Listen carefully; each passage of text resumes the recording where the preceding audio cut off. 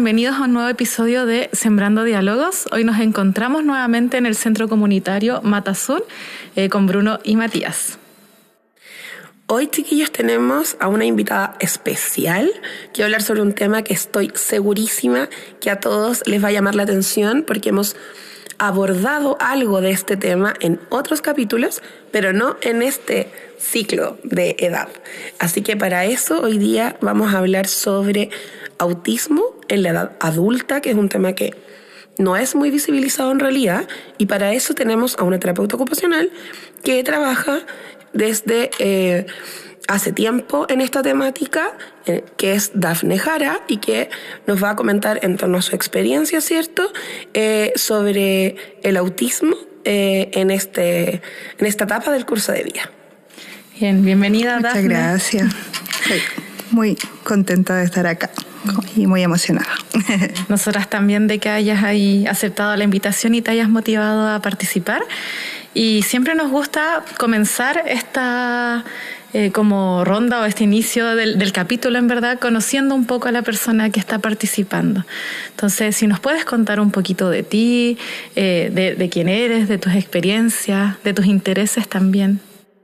Mis intereses van en todo, en verdad, pero desde la terapia en autismo en general. Partí en infancias autistas, ya llevo 5 años aproximadamente trabajando como terapeuta, y desde ahí me di cuenta, tuve una identificación tardía de autismo y accedí al diagnóstico tardío, y desde ahí comencé a trabajar con adultos. Y desde la terapia ocupacional me gusta mucho la integración sensorial y mi hiperfoco es el autismo y las neurodivergencias en general. Entonces, desde ahí comencé a trabajar con adultos y el acompañamiento más tardío, porque igual es un tema que no se ve tanto, está un poquito más invisibilizado, sobre todo en el área laboral. Y eso como a modo de resumen. Sí, nosotras considerábamos que esta temática que nos propusiste es súper importante como de poder profundizar, porque efectivamente uno lo que suele ver o de lo que se suele hablar mucho más tiene que ver como con el autismo en las infancias, pero me parece que es súper necesario poder visibilizar como toda la población que hoy en día también con los avances está siendo diagnosticada. No sé si nos puedes compartir también de tu experiencia con este diagnóstico tardío. Mi experiencia, ¿en qué sentido? Como por ejemplo, ¿cómo fue para ti la vivencia o cómo llegaste a que te diagnosticaran? Lo que pasa es que yo comencé trabajando, claro, con infancia, y ahí me di cuenta que habían demasiadas similitudes desde mi infancia. Entonces, y le pasa también a muchos papás que y me han comentado también, ¿sabe qué, tía? Me pasa lo mismo que a mi hijo. Entonces, desde ahí también a muchos adultos comienzan con esas identificaciones. Entonces, claro, empiezan un proceso ya teniendo hijos, teniendo sobrinos o muchos profesores también. He tenido varios profesores o también trabajadores de salud que empiezan con identificaciones trabajando también con población autista. Entonces, claro, empieza un proceso de identificación que después tiene que ser acompañado, porque siempre comento que, entre comillas, lo más fácil es el proceso de identificación, pero el postdiagnóstico después puede venir con otro tipo de desafíos, incluso puede venir con depresión, puede venir con con una negación del diagnóstico, puede venir con muchas cosas que se necesita un acompañamiento y no solamente como desde terapia ocupacional, sino que probablemente también como necesitar un acompañamiento desde psiquiatría, desde psicología, un acompañamiento ya más multidisciplinario, interdisciplinario. Entonces igual es complejo un diagnóstico tardío, más que el diagnóstico es el acompañamiento por todo lo que involucra, todas las ocurrencias, sobre todo de salud mental. Sí. Qué interesante esa perspectiva, porque en general los procesos diagnósticos de ciertas patologías o de ciertas situaciones de salud, porque a veces no todas son patologías, claro, tienden a tener una carga social. Claro. Súper importante asociado al proceso de una condición o una patología en concreto. Tú hablabas un poco de estas condiciones que generan o tienen alguna repercusión en la salud mental de las personas a las que reciben este diagnóstico. En ese contexto, quizás preguntarte un poco más qué es lo que tú has visualizado en personas que reciben este diagnóstico, como qué es lo más frecuente que les pasa a propósito de eso, y tal vez como por qué es tan difícil como llegar a un diagnóstico, o qué hace que el diagnóstico sea más tardío y que a lo mejor no haya llegado en un momento más oportuno o más cercano a donde aparecieron las dificultades, como porque yo, así como sincerando, tengo una amiga, y tengo varias, pero una en particular que tiene una hija que fue diagnosticada recientemente, y en el proceso de diagnóstico de la hija, ella se dio cuenta que ella también tenía estas características. Entonces, nadie nunca lo pesquisó, bueno, no sé bien por qué. Entonces, claro, como que a mí también me resuena un poco esto de, bueno, ¿qué pasa cuando yo recibo este diagnóstico en una etapa más tarde? Porque también lo entiendo desde otro lugar, y bueno, ahí cuáles son como las consecuencias y por qué se demora tanto en recibir ese diagnóstico. La verdad es que no sé si haya una respuesta así, es como ya, por esto hay un diagnóstico tardío, pero yo creo que hay varias como, pueden haber como distintas, como distintos motivos. Yo creo que hay distintos, pueden haber distintos motivos, entonces no hay solamente un motivo. Yo creo que una de las motivos es que, claro, tenemos una concepción del autismo que puede ser como el tipo de Kanner, autismo de Kanner, que ya tiene que ver más con el autismo ya más, entre comillas, típico, más estereotipado, quizás con discapacidad intelectual, pero la verdad es que si uno ya va más a los últimos estudios, no recuerdo cuál es el porcentaje, pero hay autismo asociado a discapacidad intelectual, pero el porcentaje si más bien es alto, pero tampoco es tan alto, no está asociado a un 80%, sino es más bien entre un 30 y un 50%. Entonces, ¿qué pasa con este 70 o 50% restante? Entonces, ¿qué pasa con el antiguo Asperger? Entonces, ¿qué pasa en esto del DSM-4 al DSM-5? Entonces, puede que haya falta de actualización, puede que los criterios hayan cambiado de forma de que antes, hace 15 años atrás, cuando pasamos del DSM, no, hace 20 años atrás casi, hoy no recuerdo en verdad, pero hace muchos años atrás, cuando pasamos de DSM-4 a DSM-5, todos los que ya no estábamos como dentro del PAC de autismo, entramos.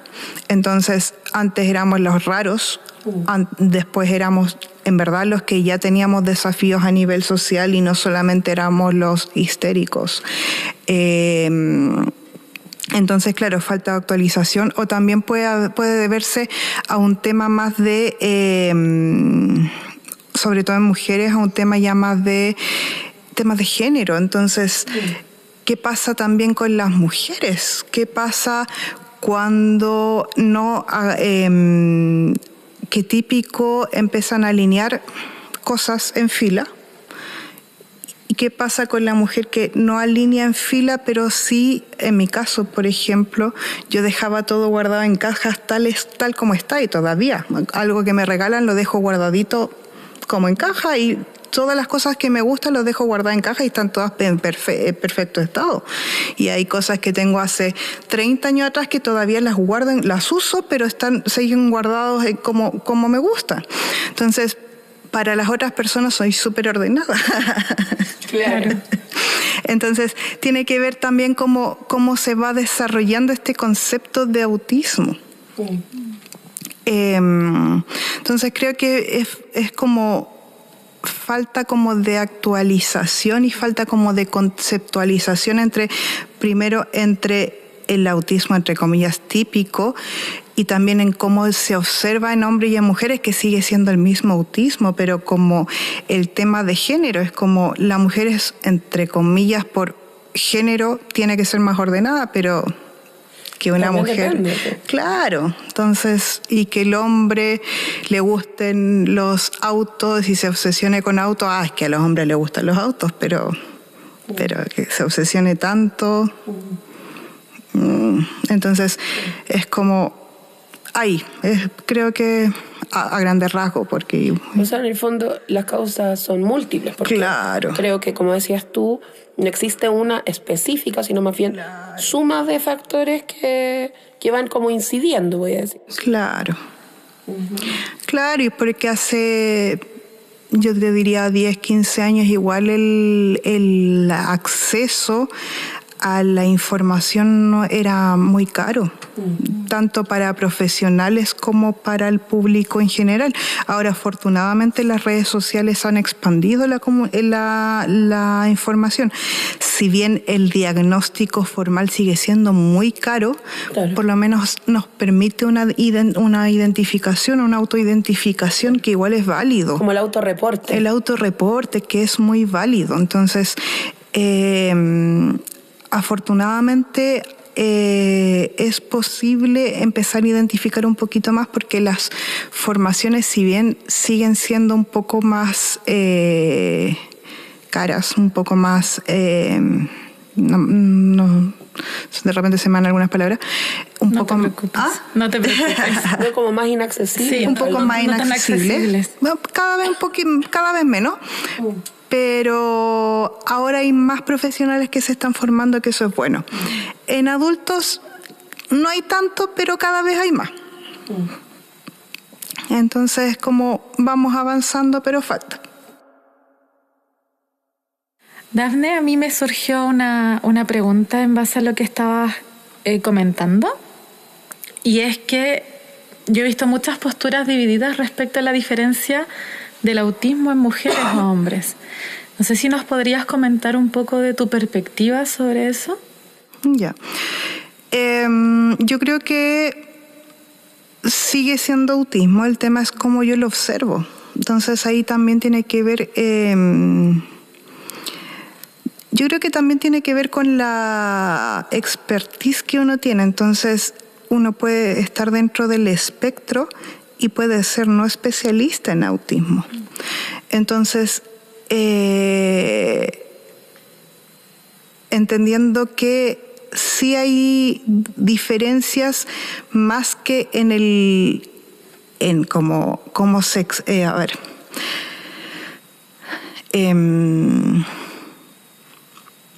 yo creo que tiene que ver en la expertise que uno tiene. Porque claro, uno puede ser autista o neurodivergente, pero no especialista en autismo, ¿cierto?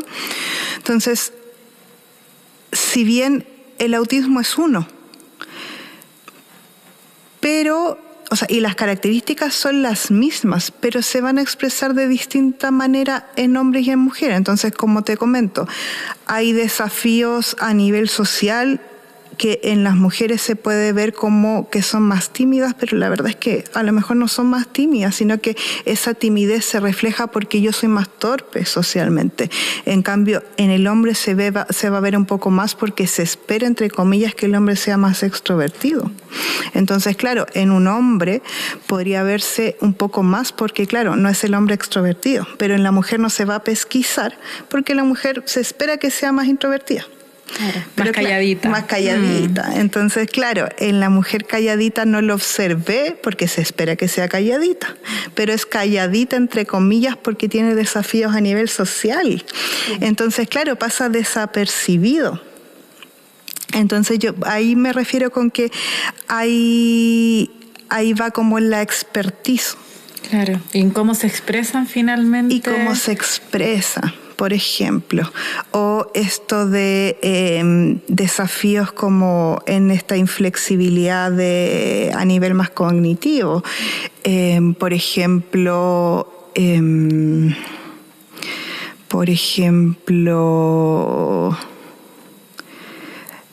típico que uno piensa, si no quiero algo, no, y simplemente no lo voy a querer, o es blanco o negro, más que decir que puedo yo flexibilizar frente a un problema, pero esto me va a traer mucho malestar. Entonces, ¿será una flexibilidad o inflexibilidad? Entonces, también hay que empezar a abordar si eso no es inflexible. ¿Qué tanto malestar me trae un problema que surgió dentro de mi vida cotidiana? O si yo soy capaz de encontrar distintas soluciones a una problemática, más que simplemente verlo en blanco y negro, por ejemplo. Entonces, ahí va como esta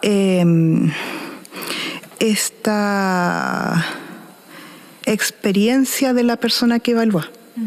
Entonces, y también dentro como de estos sesgos de género, es como se espera que el hombre sea tal y tal, de tal y tal manera, y también dentro de la cultura. Yo no esperaría, o yo no evaluaría a alguien, por ejemplo, de Inglaterra, porque yo no conozco su cultura, porque son muy distintas. Entonces, lo que para un latino, o incluso ni siquiera, no me atrevería tampoco a evaluar a otro latino que no sea chileno, porque tampoco conozco bien las culturas. Claro. Y hay muchas cosas que a veces se malinterpretan desde el desconocimiento o la falta de experiencia que podemos tener los profesionales. Claro. Entonces, he evaluado de repente el perfil sensorial solamente de algunos latinos. O de algunos europeos que llevan muchos años en Latinoamérica, y aún así me he dado cuenta que hay muchas diferencias, así que he tratado de no hacerlo. Pero igual desde la experiencia y de repente desde estos como... Claro, desde esos aprendizajes que uno se lleva. Entonces, porque culturalmente se ven distintos. Qué importante me parece eso de lo cultural, porque al final, querámoslo o no, una persona que evalúa, si no tiene la experiencia, lo va a hacer de acuerdo a lo que considera como normalidad, claro, como el contrapunto. Y eso obviamente está mediado por lo cultural, sí, obviamente por los roles de género, por el nivel educativo, por miles de factores, la verdad. Entonces también eso hace que el diagnóstico sea difícil, porque si no es alguien que realmente tiene experiencia, pueden haber sesgos también en ese proceso evaluativo. Claro. Y también una evaluación no tiene que ser solamente de un profesional, tiene que ser de varios. O también ser lo suficientemente ético y decir, ¿sabes qué? En verdad no tengo idea, entonces te voy a derivar. Por supuesto. Y me parece importante hablar de eso porque yo sé en el fondo que hay gente que se forma, hay mucha gente que está abordando la temática, y es importante que las personas que nos escuchan hoy día, si alguien está en proceso de ser evaluado, también se cerciore que la persona que lo evalúa como que realmente tenga la experiencia o la expertise suficiente.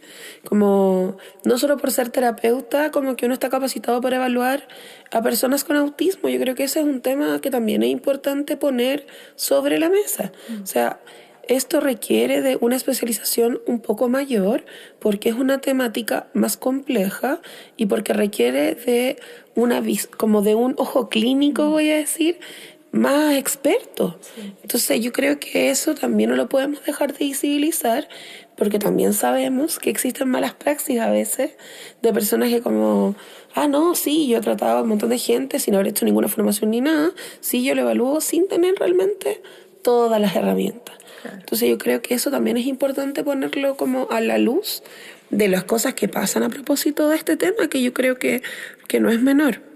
Ahora, a mí me ha pasado que amigas y colegas también que se han evaluado en la etapa adulta, les ha costado encontrar quién evalúe en la etapa adulta específicamente, porque eso es otra cosa que me parece importante decir.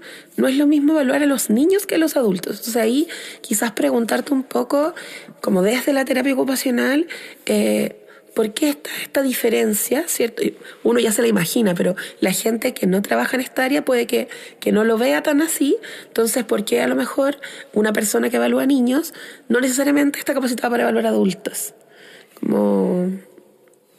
Porque, a ver, es mi percepción, porque evalué muchos años niños, bueno, no tanto en verdad, como 2, 3, y empecé a evaluar adultos. Pero en los niños se ve como, entre comillas, y esto es mi percepción en verdad, más puro el autismo. En cambio, el adulto ya está como ya más formado, entre comillas. Entonces, ya creció, ya se crió el adulto sin discapacidad intelectual, me refiero. Ya se crió, entonces ya generó las, entre comillas, adecuaciones, o ya generó este camuflaje para pasar desapercibido. Entonces, un autismo adulto va a ser distinto a un autismo infantil y a un autismo adolescente, que estas estrategias cada vez son mucho más finas. Entonces, un niño va a decir o simplemente va a actuar con de la manera que se le parece que tiene que ser.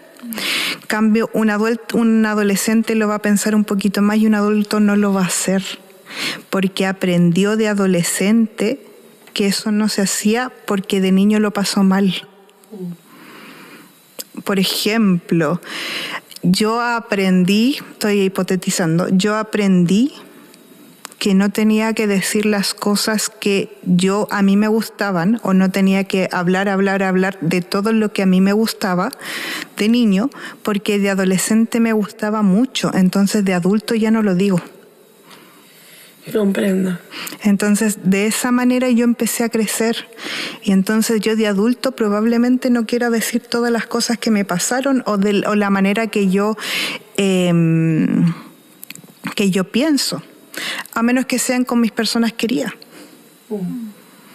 ¿Ya? Entonces, muchas veces los adultos vienen y de repente me dicen, no, lo que pasa es que me dicen que yo no tengo filtro. Pero no tengo filtro cuando estoy muy estresado. Entonces, cuando ya estoy más desregulado.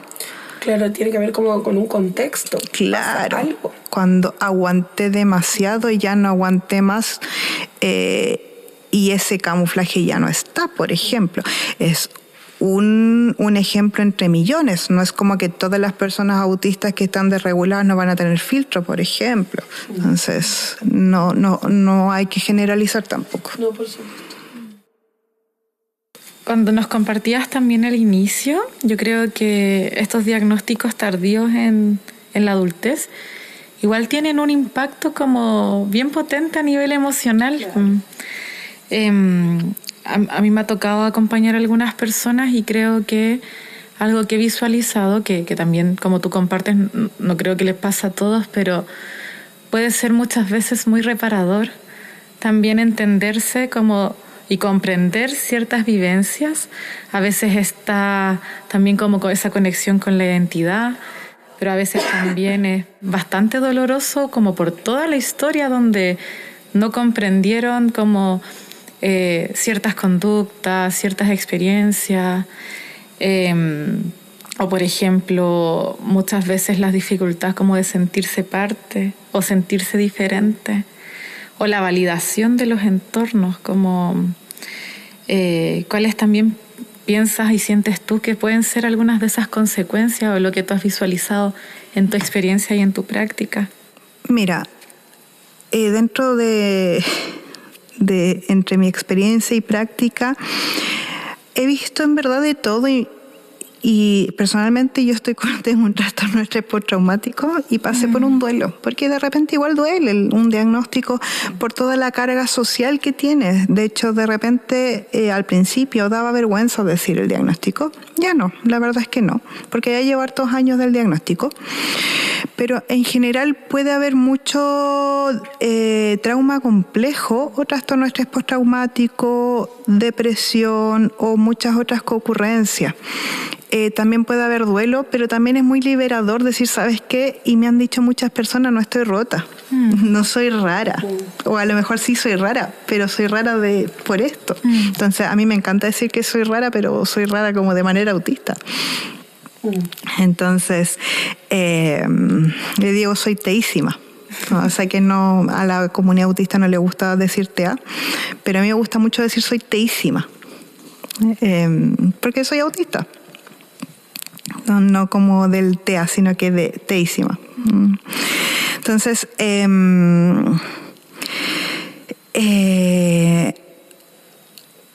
hay dolor, hay harto dolor, pero también hay harta liberación y es súper importante acompañarlo y también apoyar en el reconocimiento como de la persona autista. Entonces, ese reconocimiento implica reconocer cuáles son tus desafíos, pero reconocer también cuáles son tus potencialidades, qué cosas te llenan, qué cosas te gustan, en qué cosas eres muy buena. Entonces, muchas personas después del diagnóstico se quedan con lo malo, es como, pucha, soy autista, no quiero que le digas a nadie. Perfecto, no vamos a decir, pero trabajemos en lo que a ti te gusta. Y de a poquito, cuando tú quieras, a quien tú quieras, vamos a decir. Porque es parte de tu identidad. Entonces, parte del acompañamiento es el reconocimiento de ser autista. Aparte de los desafíos, porque uno no busca un diagnóstico porque no tiene ningún problema. Uno busca un diagnóstico porque ya llegó a tal punto que dice, no, sabes que está pasando algo, sobre todo en neurodivergencias, porque cuando cambiamos los ciclos vitales, cambian los desafíos y aumentan los desafíos. Entonces, claro, sobre todo en adultos, probablemente pasaron la infancia, la adolescencia, hasta enseñanza media o hasta la universidad, hasta que llegaron a lo laboral o hasta que llegaron a la universidad con muy pocos desafíos, o a lo mejor camuflando todo, y cuando aumentaron más la dificultad, el desafío, explotaron.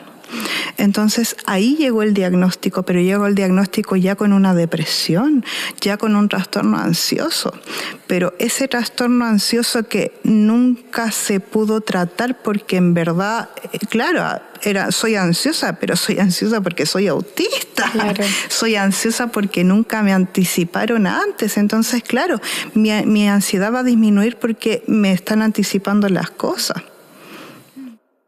Y en ese sentido, gracias por poder compartirnos también parte de tu historia y tu vivencia, porque ese también es un tema que quienes nos estén escuchando, los profesionales también, terapeutas que estén en formación o que estén trabajando en el área, como que debemos conocer, porque muchas veces está también esa concurrencia, como se denomina ahora, de experiencias que han sido más adversas, más complejas.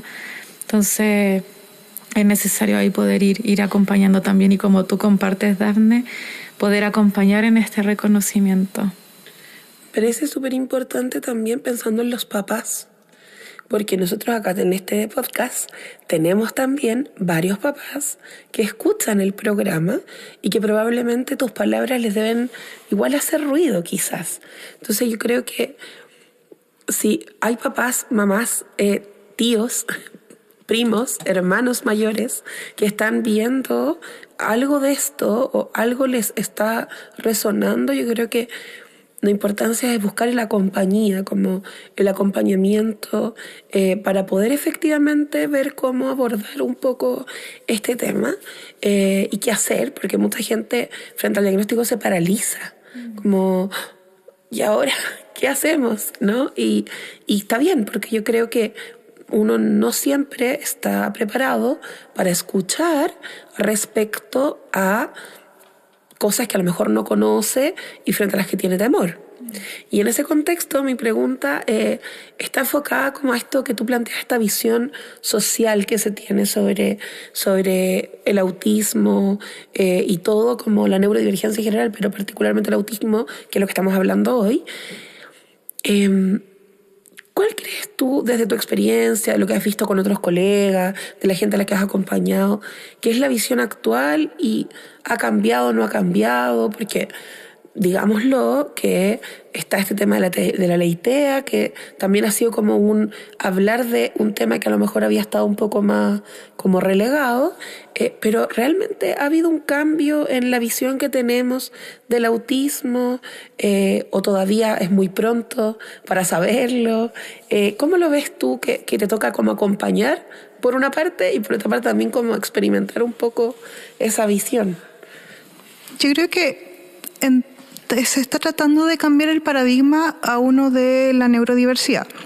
Entonces, todos los cambios paradigmáticos vienen con un choque. Entonces, entre el cambio de un enfoque ya más biomédico, ya más clínico, a un enfoque ya más social, porque el paradigma de la neurodiversidad viene de un paradigma ya más social, tienen que pasar muchos años. Entonces, no me acuerdo quién es el autor del tema ya más de los cambios paradigmáticos, pero habla de que un cambio paradigmático, aparte de estos choques, tienen que demorar por lo menos 10 años. Entonces, estamos todavía en estos choques. Entonces, creo que si bien han habido algunos cambios, y se habla, afortunadamente ya se está hablando de neurodivergencias y se está entendiendo como el autismo como un neurotipo, todavía hay mucha gente que lo está patologizando. Entonces todavía está ese dolor, entre comillas, que les comentaba, que si bien el autismo sigue siendo una discapacidad, porque el paradigma de la neurodiversidad habla del autismo como una discapacidad, sigue siendo una discapacidad en cuanto no haya acceso como a nivel más comunitario, ¿cierto? Claro. Pero sigue siendo o siguen exigiendo que los cambios vengan de uno. Sí, po.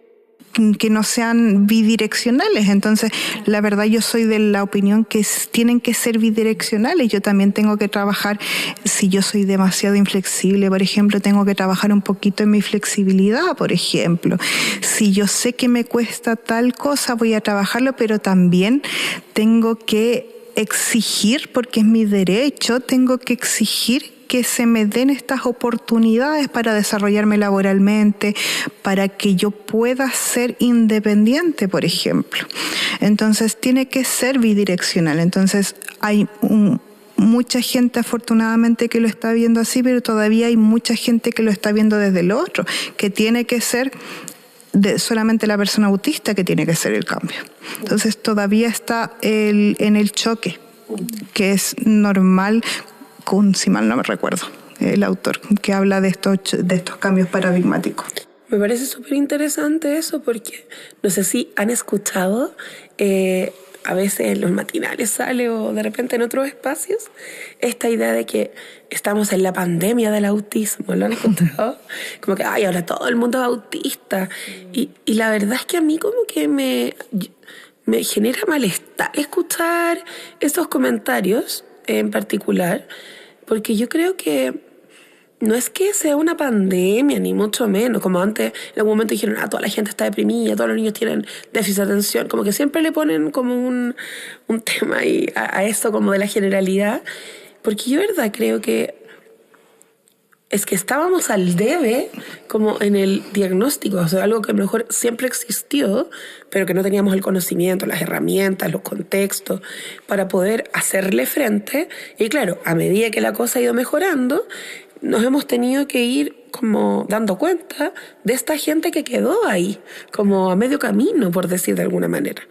Entonces, a mí me genera como harta indignación, sin formar parte de ningún colectivo en particular, ni nada, pero siéndome muy simpatizante como de el mundo de la neurodiversidad. Yo creo que, yo no sé si podría decir que existe alguien como así, típico, no sé, yo creo que todos tenemos, no digo con esto todos somos autistas ni mucho menos, todos tenemos ciertos, voy a decir, peculiaridades, ¿ya? Y yo creo que mirar el autismo desde la patología es también quitarle como todo lo que las personas con autismo pueden entregar a un contexto. Claro. Entonces, en esa visión, ¿cuál crees tú que es como desde lo social el desafío como mayor, más allá de la interacción con otro, que todavía como que creo que como que nos falta hablarlo o mirarlo, que a lo mejor no se ha visto tanto? Que yo creo que independiente de ser o no autista, todas las personas en situación de discapacidad, o sea, como dentro de la sociedad todavía estamos al debe con las personas en situación de discapacidad. O sea, no puede ser que simplemente, por ejemplo, para la Teletón nomás es como nos pongamos la mano en el corazón, pero todavía, por ejemplo, las personas en silla de rueda tengan que rogar para que se salgan de los ascensores. Sí, o en verdad personas con discapacidad intelectual, autistas o no, sean mirados entre comillas como enfermitos. O sea, todavía falta mucho que las personas en situación de discapacidad sean vistas como personas, porque son personas y porque tenemos derechos. O sea, entonces, es como más que ser autista o no, seguimos siendo personas con derechos. Eso, justo mientras te escuchaba, lo pensaba porque lo siento, es un poco indignante como compartiendo ahí las emociones, que hay personas que efectivamente visualizan como si una persona tiene estas condiciones no tuviera derechos, y uno se enfrenta a acompañar esas experiencias de, no sé, comentarios, perdón, es muy indignante lo que voy a decir, pero no sé, tú no tienes derecho a trabajar acá con nosotros, vienes como a quitarnos el trabajo. Yo he acompañado personas que han hecho ese tipo de comentarios, y personas que realizan un trabajo excelente, que han sido reconocidas como la mejor empleada del, no sé, sector muy amplio. Entonces, pero comentarios de otras personas es como, ¿qué crees tú que vienes como a quitarnos el derecho de trabajar? Entonces ahí es cuando a mí me genera muchísimas emociones, y ahí uno dice como, vamos, ¿dónde seguimos como trabajando para poder también como trabajar esto, ¿cierto? Como que esto no ocurra, porque siguen exponiéndose a múltiples situaciones de vulneración de los derechos, de estigmatización, de moving, por ejemplo, en los adultos también es un contexto como bastante difícil. Y ahí, por ejemplo, yo creo que eso es un desafío también grande a seguir como trabajando, claro, visibilizando. Y por otro lado, también me hacía mucho sentido lo que compartías del trabajo bidireccional, porque creo que uno lo ve en la práctica, que hay muchos personas que lo siguen como se siguen posicionando desde una patología, ¿cierto? Como de este concepto de trastorno. Hay otras personas que hemos ido empatizando más con el tema, que lo visualizamos desde otra perspectiva, de las diferencias. Y hay personas que, por ejemplo, yo he estado en algunas conversaciones que es solo desde la perspectiva, ponte tú, social de la discapacidad, de solo el cambio social, y que yo creo que es una parte fundamental, pero también me parece importante lo de lo bidireccional, como poder reforzar eso, que tenemos que continuar trabajando aspectos a nivel social, pero también es importante poder acompañar de una forma lo más como sana, por decirlo así, a las personas en que puedan ahí ir haciendo este reconocimiento de aspectos que sí les son importantes a mejor. Claro, porque somos terapeutas, entonces la verdad es que buscamos la autonomía y la independencia. Entonces, yo siempre trabajo desde dos objetivos. 3 en verdad, buscando autonomía e independencia, y son 2, pero también buscando los objetivos de la persona. Entonces, muchas veces los objetivos van a ir adecuaciones ya más ambientales, ahí ya trabajamos más con el ambiente,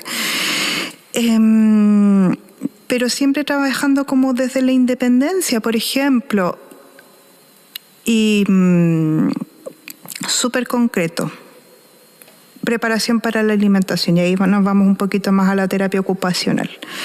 Me cuesta mucho cocinar, y ahí ya vamos a tener como 2 ejemplos. Me cuesta mucho cocinar porque me da flojera, me cuesta seguir los pasos. Pero, por ejemplo, soy autista, así que la verdad es que me da lo mismo comer 5 veces lo mismo.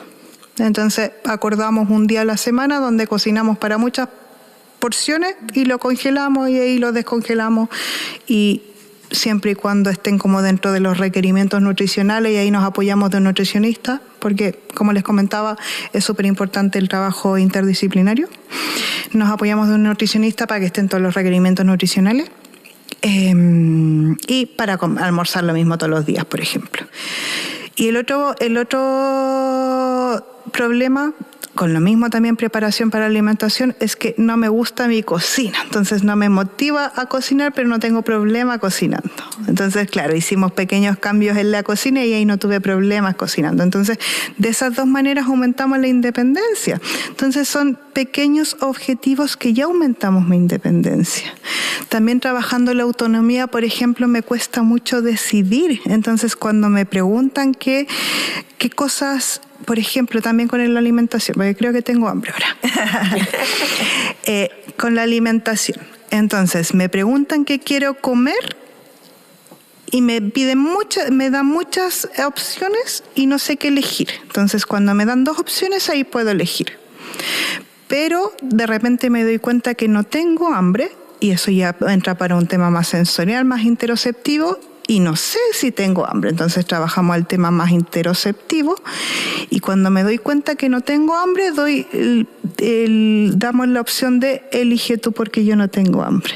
Entonces ahí también trabajamos esa autonomía, no sé si tengo hambre, entonces que otra persona elija por mí, yo no tengo problema que otra persona elija por mí, o disminuyendo las opciones para trabajar un poquito las funciones ejecutivas, porque entre 5 opciones y 2, que yo creo que a la mayoría le cuesta, es mucho más fácil. Entonces ahí también trabajamos un poquito conmigo, ¿cierto? Entonces a eso voy también con el bidireccional, trabajar el ambiente con las cosas que me facilitan, pero también trabajar conmigo, también en las relaciones interpersonales, porque mi libertad termina cuando empieza la libertad del otro. Entonces, si yo sé que voy a estar dañando a otra persona, yo también tengo que trabajar, por ejemplo, en que si sé que no me puedo controlar cuando estoy enojada, y yo sé que daño a los demás, tengo que trabajar en el parar y decir, ¿sabes qué? Dame 5 minutos para relajarme y hablamos después, por ejemplo. Porque sé que voy a dañar a otros. Entonces, ese tipo de cosas que dañan a otros, igual, a mi parecer, se tienen que trabajar. Porque un diagnóstico no es excusa para tratar mal a alguien. como que lo justifique. Exacto. Me parece maravilloso que hayas podido también compartirnos tu opinión sobre ese tema, porque yo he tenido la experiencia de estar en algunos debates donde, por ejemplo, si no se toma desde como un modelo netamente social o cambios como que la sociedad tiene que hacer, y tú centras, o hablaban de que si se centraban intervenciones en la persona, era muy capacitista. Entonces, por ejemplo, yo recuerdo que en ese debate a mí me explotaba mucho la cabeza porque yo decía, ya, pero también uno está como en la sociedad, ¿cierto? También Claro. hay cosas que tenemos que, sí, potenciar en el entorno, pero también ir trabajando en base como a las propias como características que uno tiene. Como, eso me gustó mucho como lo nombraste bidireccional. Y yo creo que eso también es parte de lo que todas las personas debiésemos hacer en la vida, como que todos deberíamos tener la capacidad de preguntarnos cómo funcionamos, qué cosas a lo mejor están generando malestar en un otro y poder hacernos como responsables de eso que me genera malestar a mí y a otro, ¿no? Sin embargo, yo he visto en el debate público, sobre todo, ha salido harto esto de como, ay, hay que ponerse en el lugar, entonces no vamos a decir nada porque justificamos desde tal condición, no necesariamente del autismo, como de cualquier cosa, que esta persona tenía tal problema, entonces por eso funcionó así, por eso funcionó así. O en realidad nosotros, como nadie nos explicó, nosotros no sabemos, no tenemos nada, como ninguna responsabilidad que tener. Y yo creo que esta visión más bidireccional le pone la justa medida a cada quien para hacerse cargo de su parte de la torta. Ya, porque efectivamente a mí me hizo mucho sentido lo que tú decías, esto como de, claro, yo tengo que mejorar lo que me corresponde a mí, pero también tengo que tener una sociedad que acoja o que me dé la oportunidad de poder ejercer mis derechos como persona, sujeto de este país, ¿no es cierto?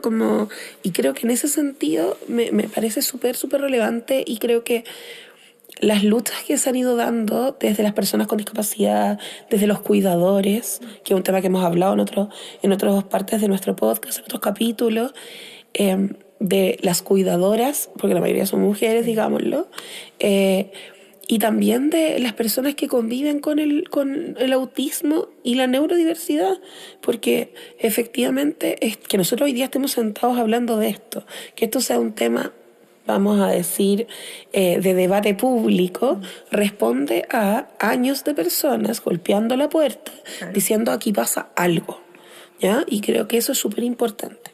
Entonces, en ese contexto yo quería preguntarte un poco, que ya lo hemos esbozado, pero como para darle un poco más de profundidad, como nuestro rol profesional. Nosotros aquí somos docentes, ¿no es cierto? Tenemos estudiantes a los que les mandamos amorcito en este capítulo, pero también a los que instamos siempre a tratar de entender las temáticas como desde un nivel de mayor como complejidad, con una visión más crítica también.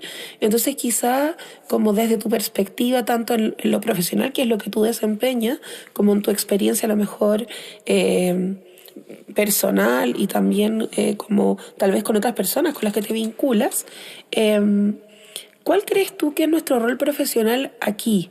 Como en qué nosotros los terapeutas, más allá de las cosas muy obvias, ¿no es cierto?, podemos contribuir, no sé si al discurso o al debate público o a la entrega o como al desarrollo de herramientas o al trabajo en el contexto, como desde tu perspectiva, ¿cuál ahí crees que puede ser un rol clave que pudiéramos ejecutar?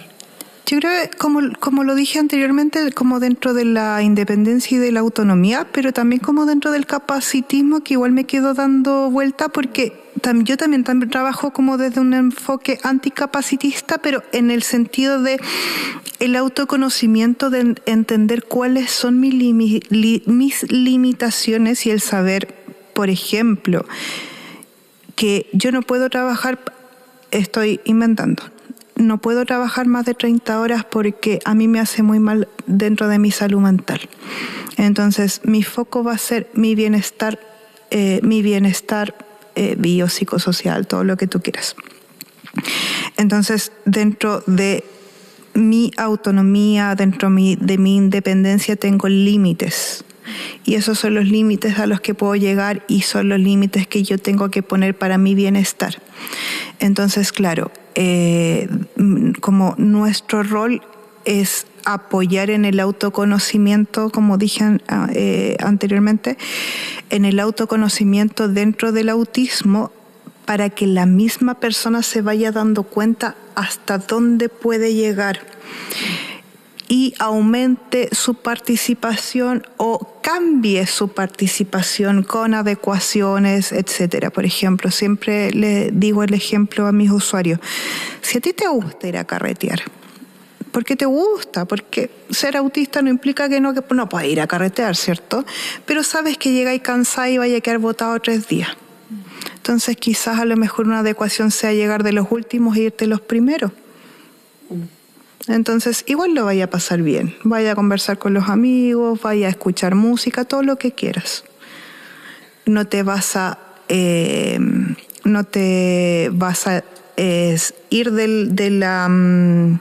o sea, no te vas a excluir de participar socialmente, pero sí te vas a estar cuidando porque al otro día, por ejemplo, tienes que trabajar o porque al otro día igual vas a salir de nuevo. Entonces, dentro del autoconocimiento de yo como persona autista, que yo te voy a acompañar como terapeuta, yo mismo como persona autista voy a encontrar mis adecuaciones. Porque para mí es súper importante que potenciar tu autonomía y tu independencia para esta participación social.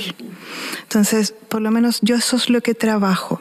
Y claro, obviamente si me di cuenta que necesito tales adecuaciones, te voy a acompañar y te las voy a decir. Por supuesto.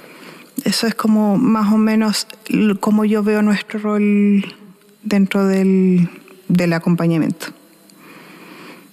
Y es eso, es el acompañar, el ver las adecuaciones, pero todo desde el autoconocimiento.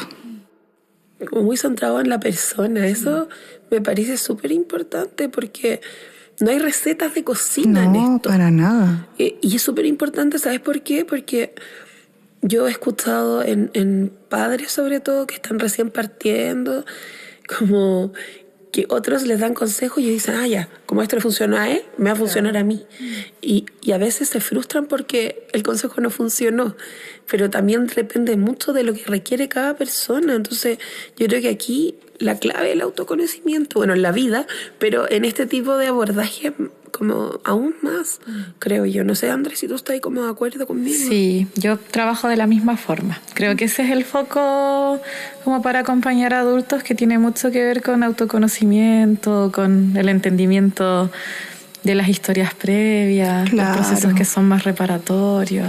Claro, porque tienes una historia de vida que es distinta. Sí, y que era muy cuestionada o a veces poco entendida. Claro. Entonces, y a mí me ha tocado acompañar que cuando ya las personas están en conocimiento, ponte tú, de que son autistas, empiezan a entender muchas cosas, empiezan a hilar muchas cosas, empiezan a traer muchas memorias también. Entonces yo en verdad estoy muy de acuerdo con lo que tú compartes, y le sumaría que uno es ese sostén también de estos procesos.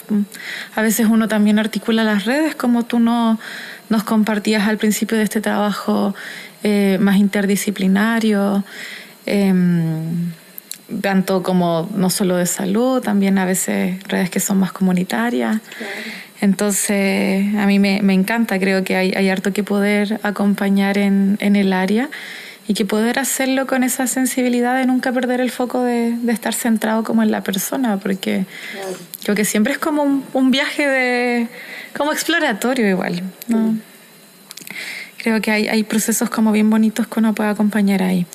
Y Dafne, desde ahí también preguntarte quizás qué sugerencias o comentarios puedes tener para quienes nos escuchan, si es una persona que quizás está en un proceso de conocer este diagnóstico, o si serán, no sé, profesionales que estén acá escuchando tu experiencia.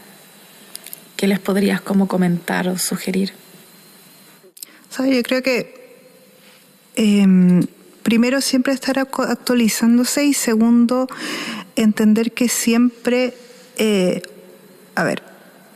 independiente del diagnóstico, seguimos siendo personas. Entonces, niños, adolescentes, adultos siguen siendo personas. seguimos siendo personas.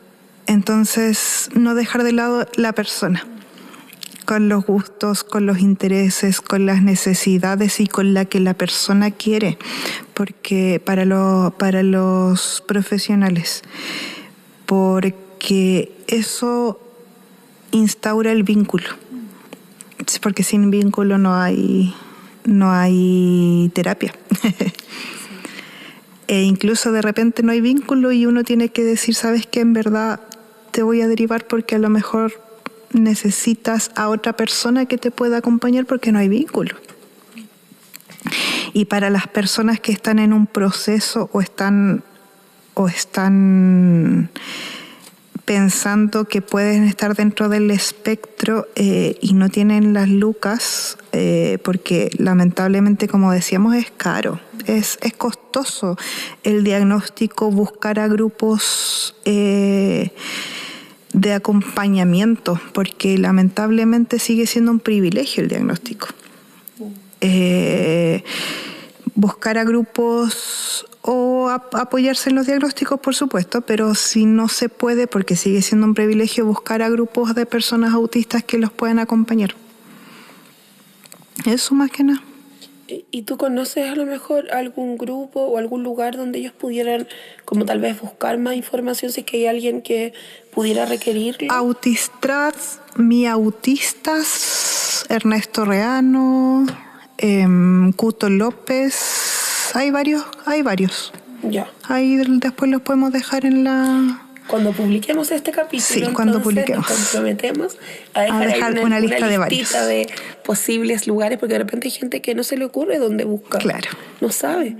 Sí, y me gustaría agregar algo también que me parece importante, de preguntas. ¿Tú actualmente atiendes particular?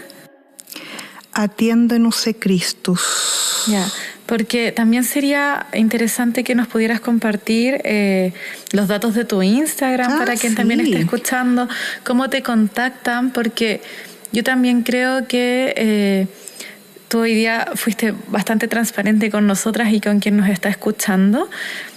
Y creo que eso también puede ser muy inspirador para las personas. Y a veces cuando las personas están teniendo estas vivencias, también buscan conectar quizás con alguien que sienten que pueda entenderlos también desde la vivencia, como uno que no, por ejemplo, que no ha tenido la vivencia, pueda acompañar, y uno es transparente también en que te acompaño, pero hay personas que también se les puede hacer más cómodo acompañarse con alguien que siente que ha tenido vivencias similares y que lo puede entender, o también desde las perspectivas que uno puede tener. Por ejemplo, no sé, yo soy autista y ella, por ejemplo, también, y trabaja, está ejerciendo, hace lo que le gusta. Entonces también eso puede ser una inspiración, así que sería ideal que nos puedas compartir, si gustas, obviamente, sí, tus redes, el contacto para que... dafnejara.terapeuta, pero ahí le escribimos. Ese es Instagram. Ese sí. Igual lo vamos a dejar puesto en el post y todo. Bueno, yo quiero hacer como el resumen, mi resumen de lo que me llevo de esta conversación, porque creo que han salido temas súper interesantes, y de ellos, uno de los que me genera como preguntas en realidad tiene que ver con si estamos, las personas que trabajamos, por ejemplo, en salud mental, mirando con el detalle suficiente la neurodiversidad y las personas autistas. Pienso en personas que a lo mejor han llegado por una ansiedad, por una depresión, o tal vez por algún tipo de trauma o de trastornos más complejos, que no nos hemos sentado tal vez a mirar en profundidad esta otra como situación que podría estar aquí acompañando este diagnóstico por el que la persona llegó. O sea, yo sé que en salud mental somos bien exhaustivos en el diagnóstico y todo, pero aún así se nos pueden pasar goles de media cancha, digámoslo. Sí, hay varios. Yo tengo varias dudas en mi trabajo. Yo creo que a todos nos pasa, a mí también. Entonces me llevo como esa reflexión, y también como reflexión interna de incluso mi propia práctica, pero también como de cómo ser embajadores, voy a decir así, que una palabra que ahora se usa harto, ser embajadores de esta temática en relación a poder visibilizar que esto también es una necesidad, que en el sentido de que si yo pesquiso que hay algo que a lo mejor podría ser, a lo mejor yo no tengo la expertise para hacer el diagnóstico, pero sí para ayudar a que derivar ese caso para que pueda recibir un diagnóstico si es que es pertinente. ¿Ya? Como que yo creo que en eso me voy pensando de cómo ir construyendo una red que pueda ayudar a generar un diagnóstico que sea oportuno para la persona a la que estamos recibiendo. Que yo creo que eso es súper importante. Y lo otro que quiero destacar de esta sesión tiene que ver con la importancia de lo bidireccional y de hacernos cargo también como a nivel de sociedad de los aspectos que sí nos competen en relación a la inclusión, en relación a la aceptación de la diversidad, en relación al respeto de los derechos, que yo creo que es algo que aquí ha salido como claramente como un tema que está todavía en proceso. O sea, para mí yo me voy con esos dos grandes como ideas para seguir trabajando como en mi práctica. No sé, ahí con qué te vas o con qué te quedas tú. O sea, de acuerdo, de acuerdo, falta mucho. Y la verdad es que también soy de la opinión de que uno siempre sigue aprendiendo, entonces, y tiene que uno siempre estar retroalimentándose dentro de sus propias prácticas. Entonces, este tipo de conversaciones también sirve mucho para también seguir como viendo cuáles son nuestras prácticas. Así que agradecida, muy agradecida de la instancia, muy agradecida. Sí, nosotras muy agradecidas de verdad de que te animaras, porque nos parecía, como ya te habíamos compartido, un tema maravilloso y es eso, es poder reflexionar. De hecho, es así como te contaba la Consu tras bambalinas, que surge Sembrando Diálogos, que es sembrar como diálogos, cuestionarnos prácticas, reflexionar, aprender de las prácticas que traen las personas con las que conversamos, de ir co-creando como nuevos espacios y nuevas formas de ver. Y yo creo que trajiste hartos temas que son interesantes también de mirar para quienes nos escuchan. Yo me llevo todo, acaparadora total. No, pero lo que más siento que hay que ir ahí también como potenciando harto es el tema de lo social, de cómo podemos ir ganando más espacios que visibilicen esto a social, también a profesionales, porque efectivamente uno ve en la práctica que no todos los profesionales están tan abiertos o tan de acuerdo incluso con algunos temas que van apareciendo. Y yo también me quedaría con el que no justifica las acciones. Eso también es importante, porque a mí me ha tocado igual verlo harto, como desde ambas posturas que son muy estigmatizantes y discriminadoras, y otras posturas que son desde el yo soy así. Pero eso también trae complicaciones. Entonces, esa era una de las aprensiones cuando yo te compartía lo del debate, que a mí me generaba, como que decía, sí, estoy muy de acuerdo con el paradigma social, pero tampoco podemos dejar que todo sea de la sociedad y que la persona no haga nada, porque tiene que ser completamente, por ejemplo, aceptada con todas las características. No quiero que suene feo, no sé cómo explicarme bien, porque eso quizás suena un poco feo, pero me refiero como a que si yo veo que tengo dificultades y que me puede estar afectando, que puedo estar dañando a otro, también hay que trabajar en eso. Esa es mi perspectiva. ¿Se entiende, cierto? Perfecto. Gracias. Se entiende perfecto. Así que yo creo que a quienes nos escuchan en este capítulo, darles las gracias. Esperamos que se queden con muchas ideas, con muchas reflexiones. Ustedes saben que cuando salga el capítulo nos pueden dejar preguntas, comentarios, se los haremos llegar también a Dafne si es que tienen alguna pregunta en particular, y agradecerles como siempre el que nos acompañen, nos escuchen y también compartan con sus redes, ¿cierto? Para que así podamos seguir sembrando diálogos.